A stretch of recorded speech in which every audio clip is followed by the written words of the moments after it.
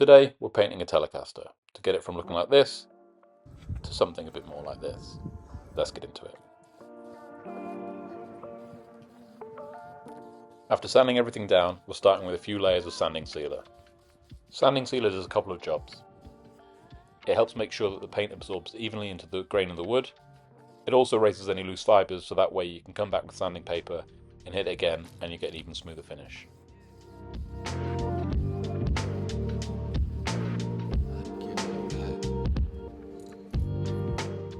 Once the sealer's applied, we're then going to come back and hit it with 600 grit sandpaper.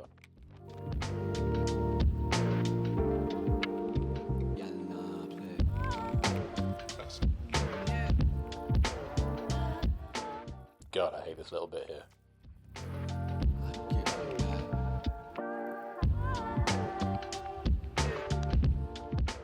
Now it's time for some primer. Do you ever get that feeling you're forgetting something? You know, just that nagging feeling in the back of your head, but you can't quite work out what it is. And then, all of a sudden,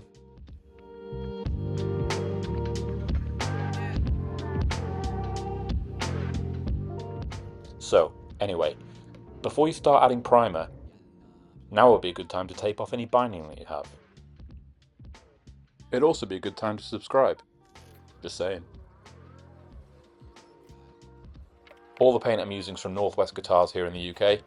In the UK we don't have a huge amount of choice when it comes to nitrocellulose paints, but I've used this stuff in the past and it's been great, so why not use it again? Don't pay any attention to all that filler on the back of the guitar. Just trust me when I say don't freehand drill string throughs with a hand drill. You might think that you're drilling straight, but you're not. Ask me how I know. While we're on the subject of me making mistakes so you don't have to, make sure to start the flow of paint next to the guitar, not over the guitar. I do know this, but I was filming a YouTube video. Not much I can do about it now. Well, I could go back and sand it, but we all know that's not happening. I mean, I've got a tripod set up and everything. Nothing a few layers of paint won't fix. Hopefully.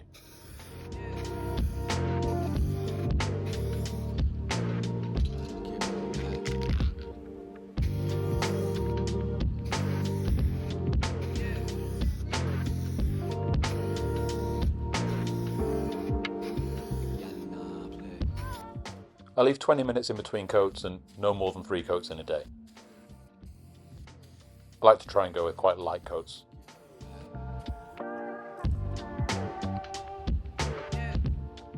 After 3 coats I thought I'd hit it with some wet and dry, so 600 grit just to try and keep things nice and flat.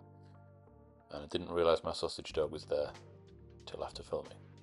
Everybody meet Chip. Bye Chip.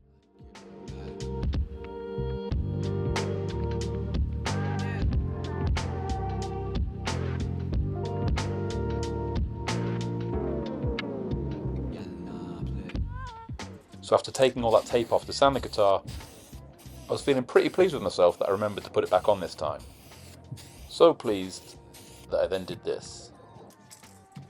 Don't know what I was thinking. Why did I do that? I decided to go for the same approach as last time. Add more paint and pray.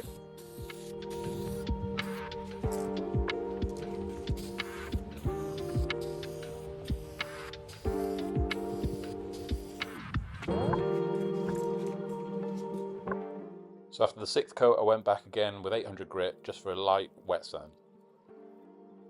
The whole time trying to pretend I couldn't see that big mark that I made on coat 4. I'm now trying to work out how many coats I've got left in that can and whether it's going to be enough to get rid of it.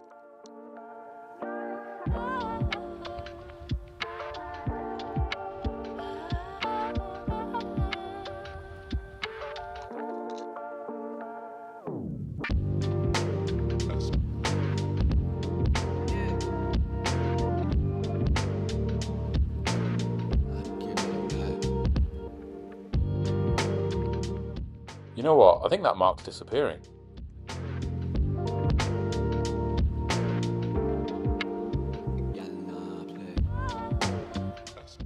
I realised when you're actually taping up the guitar that it can kind of pull away in that waste section. So that's why I add just a small section there so it can hold down and actually make sure that the paint doesn't leach in over the binding. This bit is satisfying.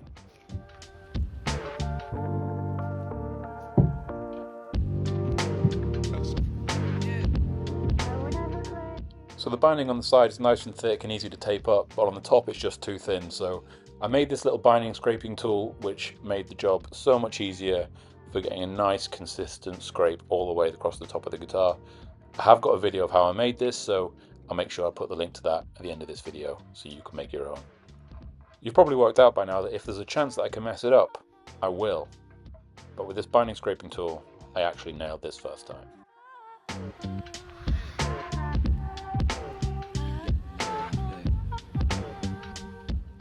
Ooh, close-ups.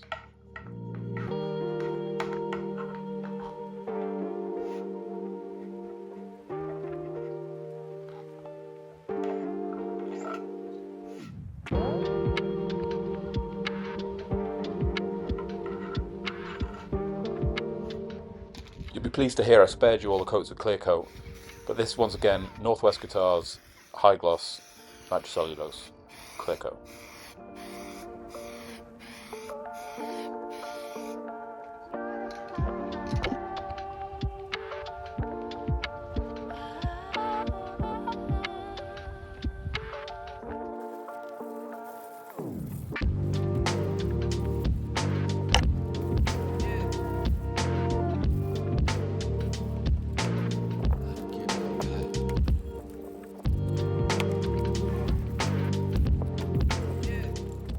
Man, there's a lot of sanding in this video. You've watched a lot of sanding. You'll be pleased to know the sanding's almost done.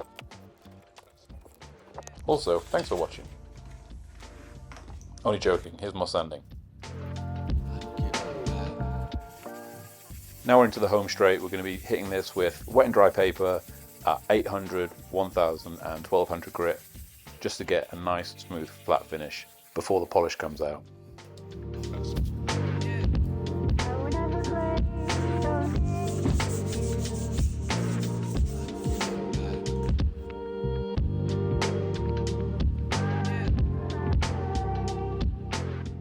This is the last 3 seconds of sanding in this video. Oh look, there's me.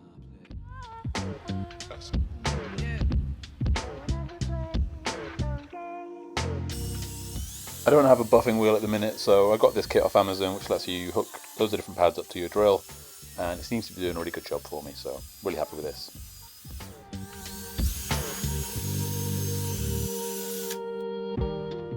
I did this reveal just for you. Works though, doesn't it? One downside of this is you do get a crotch covered in polish, and my shorts will never be the same again.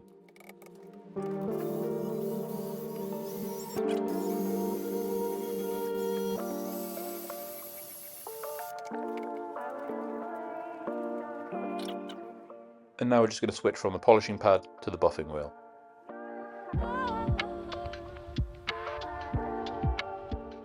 Look, it's a cloudy day, it's shinier than it looks in the picture, okay?